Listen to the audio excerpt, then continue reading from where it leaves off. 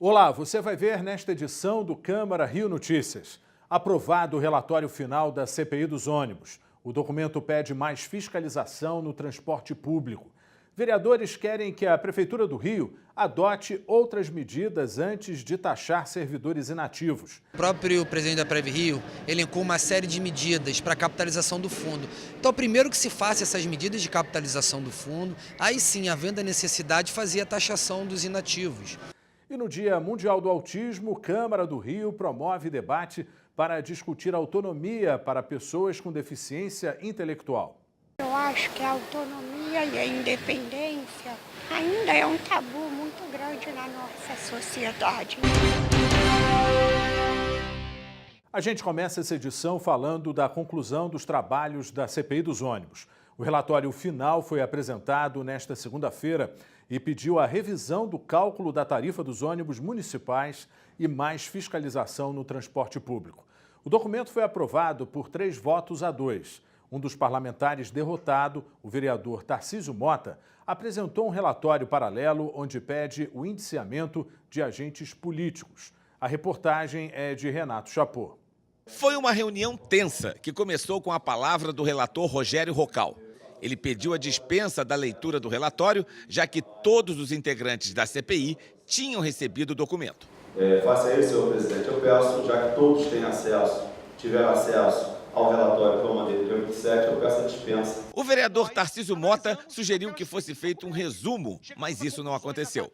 Ele apresentou, então, um relatório paralelo com 350 páginas. De acordo com o relatório paralelo do vereador Tarcísio Mota, o edital de 2010 deve ser cancelado por vários motivos, entre eles o superfaturamento de despesas, o subfaturamento de receitas, o descumprimento de vários contratos por parte das concessionárias e indícios de formação de uma organização criminosa no sistema municipal de transportes. O vereador pede ainda o indiciamento de 5 agentes públicos municipais. Eduardo Paes é o responsável, o chefe do Poder Executivo, e vários depoimentos foram apontados que foi dele a decisão política de não licitar a bilhetagem eletrônica separadamente da operação do sistema. Alexandre Sansão, que é o secretário de transporte responsável pela modelagem, pelo edital, e que foi também apontado como responsável por uma série de erros no próprio edital. 2 outros técnicos, o Hélio Borges, que mentiu na CPI, e o Antônio Joffre, que assumiu parte da responsabilidade. E, final, o Rafael Pisciani, que foi o outro secretário de transporte que, em 2014 e 2015, assinou decretos que foram considerados ilegais e que só beneficiaram os empresários. Esses 5 agentes públicos precisam ser indiciados. Nós indicamos o indiciamento deles, que é o quê? A Justiça investigar mais a fundo, quebrar o sigilo bancário, fiscal e telefônico e perceber se eles receberam alguma vantagem indevida para terem tomado decisões tão importantes sempre a favor dos empresários. O relatório oficial reconhece falha no edital, mas é contra o rompimento do contrato. O relator Rocal recomenda que seja revista a fórmula de reajuste da tarifa dos ônibus. Ele pede ainda a contratação de mais fiscais e acrescenta que a relação entre a prefeitura e as empresas deve ser de cooperação e não punitiva para que se encontre as soluções. Durante a votação do relatório oficial, a temperatura subiu. Os vereadores que fizeram o papel sujo que vocês estão fazendo, quase nenhum se reelegeu. Quase nenhum se reelegeu depois daquela CPI, porque fizeram o mesmo papel sujo de impedir a investigação. E com isso a população continua pagando uma passagem cara. Ô, vereador Tarcísio, desculpe. Você não vai me interromper, é meu voto. É meu voto. Então, é meu voto. É meu voto. Você estabeleceu o horário. Não. Vossa Excelência estabeleceu o tempo para cada um da voto.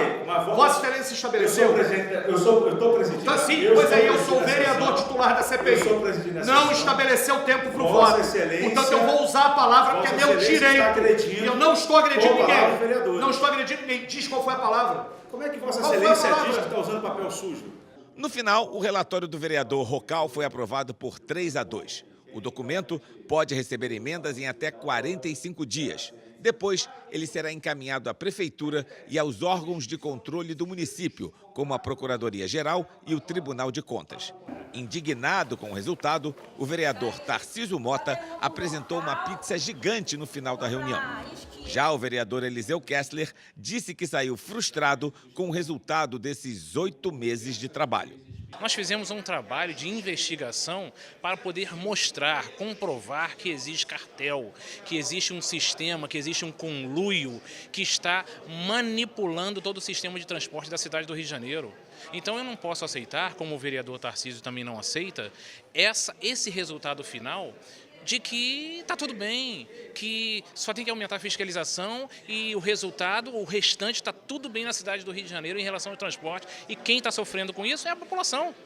Outro tema polêmico que está na pauta do Legislativo Carioca é a taxação de servidores inativos proposta pela Prefeitura do Rio. O primeiro debate público sobre o projeto de reforma da Previdência, ocorrido na Câmara do Rio, reuniu parlamentares e representantes do governo municipal. A audiência pública discutiu o projeto de lei de autoria do Poder Executivo que estabelece desconto previdenciário de 11% sobre as aposentadorias e pensões acima de 5 salários mínimos do servidor público inativo. A justificativa da Prefeitura é de estar cumprindo emenda constitucional e de seguir a recomendação do Tribunal de Contas do município. A iniciativa da audiência foi da Comissão de Assuntos Ligados ao Servidor da Câmara Municipal. Na mesa, representantes da comissão, do Previ-Rio, da Casa Civil e da Fazenda. Servidores públicos ocuparam o plenário para acompanhar a audiência. Durante o debate, dados do Previ-Rio foram apresentados.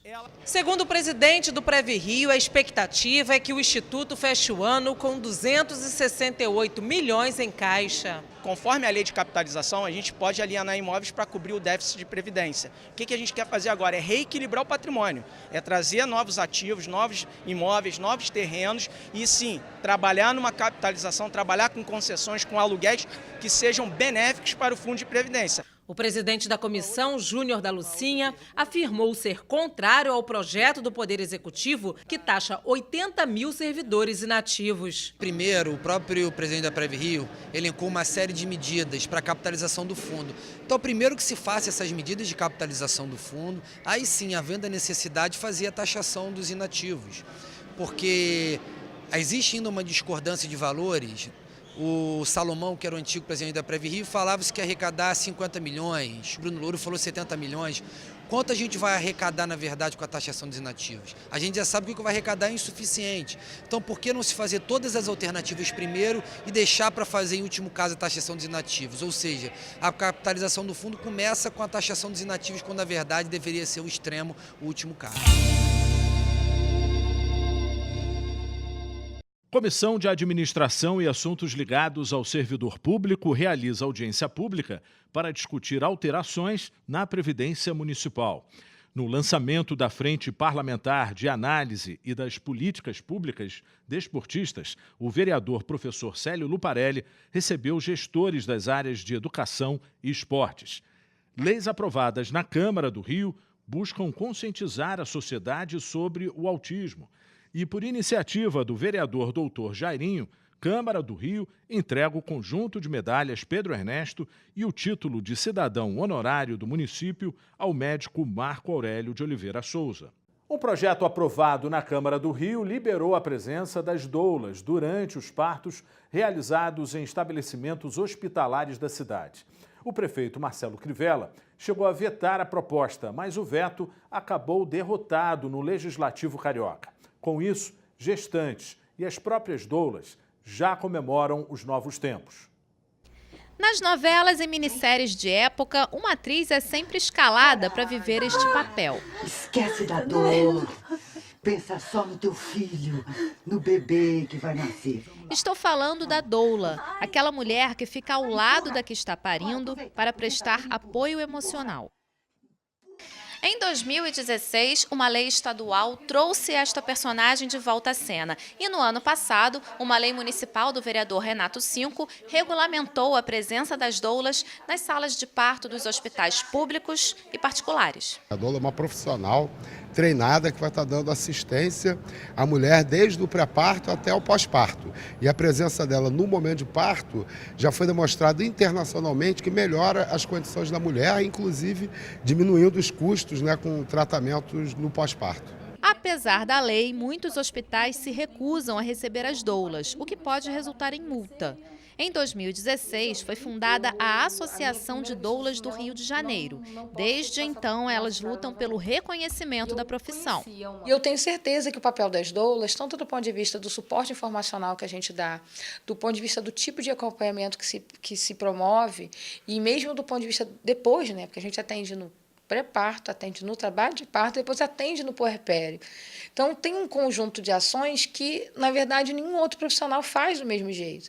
E eles passam, a gente percebe que hoje o que acontece do ponto de vista de mercado mesmo profissional, do ponto de vista de atuação da profissão, é que o melhor modelo para a mulher é aquele que envolve uma equipe multidisciplinar, em que o médico e a enfermeira obstetra fazem o papel deles, os outros técnicos da área de saúde fazem seus papéis, e aí estamos falando de nutricionista, estamos falando de psicólogo, e a doula não substitui nenhum desses papéis. E nenhum desses papéis pode ser substituído pelo papel da doula. Nádia é mãe de 2 filhos e se tornou doula há 4 anos. Agora ela presta um serviço que gostaria de ter recebido quando precisou. É um momento onde a mulher está muito fragilizada, onde ela precisa muito do nosso apoio, da nossa presença, porque ela vai ficar sozinha no final da cirurgia e esse momento é assim muito importante que ela tenha um apoio. A experiência de Daiane foi a melhor possível. Ela teve o acompanhamento de uma doula desde o início da gestação e se emociona ao lembrar do momento mais importante de sua vida, que foi perfeito graças a essa ajuda.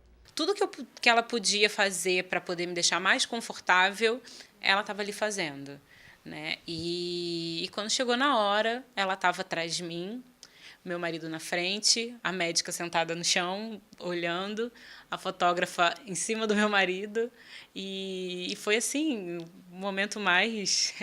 meu filho já tem 2 anos, já acabou de fazer 2 anos, e ainda me emociona demais, sabe? Falar sobre isso, porque realmente foi assim, o momento mais lindo que eu já vivi. E assim, se eu pudesse, né, se tivesse como, eu estava parindo no mês seguinte. Porque realmente foi sensacional, sabe? Tanto é que uma das coisas que eu falo para muitas mulheres que chegam para mim grávidas e perguntam, eu falo, vai doer pra caramba. Mas assim, cara, é dor de vida, sabe? Você não precisa sofrer para isso. E eu sei que se eu não tivesse ela do meu lado desde o início, porque a gente fica tão perdido, para onde eu vou, quem eu procuro, que médico que eu vou, sabe? Que médico que é bom? Será que esse médico dá para confiar? Se ele não está me enganando? Maíra vai passar por tudo isso em breve. Grávida de 8 meses, ela também está sendo assistida por uma doula. A Nádia explica tudo o que a futura mamãe precisa saber para ter um parto tranquilo. Para mim está sendo essencial. Para minha gestação, para minha segurança. Eu estou bem segura com o meu parto, assim, bem tranquila na medida do possível, assim, acho que sempre fica ai meu Deus, eu nunca passei por isso, né? Então é um momento muito, muito diferente, muito novo, eu estou toda diferente. E aí, tendo pessoas que a gente confia, que a gente gosta, que perto, assim, ajudando para me dar esse suporte de tranquilidade num momento tão difícil que é o parto, aí, para mim, é fundamental. Com as mamães de primeira viagem confiantes, a recepção do bebê que vai chegar fica bem mais prazerosa. Lá no dia vai estar a Nádia, minha doula, o meu marido, a minha médica, a equipe da médica, a enfermeira, etc.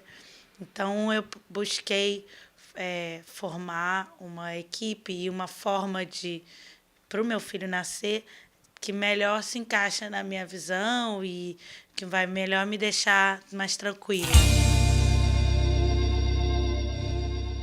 Terça-feira, dia 3 de abril, reunião da Frente Parlamentar em prol da democratização, aprimoramento e transparência da gestão do Fundeb. Também na terça, dia 3, Fórum de Catadores. Terça, dia 3 de abril, reunião para a instalação da CPI da ciclovia Tim Maia. Terça-feira, dia 3 de abril, reunião da CPI da Light. E quinta-feira, dia 5 de abril, debate em prol da elaboração das políticas públicas para o desenvolvimento dos bairros sustentáveis. E o Dia Mundial do Autismo foi lembrado na Câmara do Rio. Por iniciativa da vereadora Luciana Novaes, um debate discutiu a autonomia e a independência das pessoas com deficiência intelectual. Emoção, reflexão e não ao preconceito. Essas foram as palavras base do debate público, mediado pela vereadora Luciana Novaes. A mesa contou com a presença de representantes da APAI, do Guia de Turismo Pedro Petrúcio, dos movimentos pelos direitos das pessoas com autismo e de inclusão legal. A representante da APAI ressaltou a importância do combate ao preconceito. Que tenhamos um mundo sem preconceito nenhum, sem discriminação, e com muito amor, porque se a gente ensinar a amar, né, a gente vai vencer todo e qualquer tipo de barreira. Maria Clara, do Movimento de Inclusão Legal, fez uma reflexão sobre os conceitos e preconceitos da sociedade. A minha experiência nos processos de luta social me levam sempre a essa grande reflexão. O quanto que a gente muitas vezes repete crenças desestruturantes e aí a nossa luta fica muito mais densa, muito mais complexa e a gente não faz uma reflexão de autoempoderamento para poder efetivamente, com uma força real, enfrentar. Durante o debate público mediado pela vereadora Luciana Novaes, vários participantes tiveram a oportunidade de falar sobre seus trabalhos e suas experiências. Esse tipo de debates são importantes para que possamos mostrar para as pessoas e que elas podem, que nós podemos. Eu deixo um recado que acredito no sonho de vocês, que vocês podem conquistar várias coisas. Eu achei o debate muito bom, vamos fazer um Brasil melhor, nós podemos. Já a representante do Movimento pelos Direitos das Pessoas com Autismo falou do trabalho e das lutas do movimento. Tem gente para ajudar, mas as famílias não sabem. Então a gente criou essa pauta para dizer o seguinte: o adulto sobrevive quando ele tem autismo moderado e leve, mas o severo precisa de ajuda. A vereadora tem sido assim, mais do que parceira. Ela tem aberto o gabinete para que o Movimento Azul se sinta inserido realmente no contexto da sociedade, não que o autista sinta-se excluído como ele normalmente se sente. Num depoimento emocionante, Pedro, que tem síndrome de Down e é guia de turismo, contou como conseguiu ter autonomia e independência ao longo da vida e disse o que espera para o futuro. Eu espero no futuro coisas boas, que venham coisas boas, ter mais oportunidades. No final, a vereadora Luciana Novaes fez um balanço do debate. Nós precisamos estar cada vez mais abordando o tema da pessoa com deficiência. E eu acho que a autonomia e a independência ainda é um tabu muito grande na nossa sociedade. Então nós precisamos quebrar esse tabu. E o Câmara Rio Notícias fica por aqui. Até amanhã.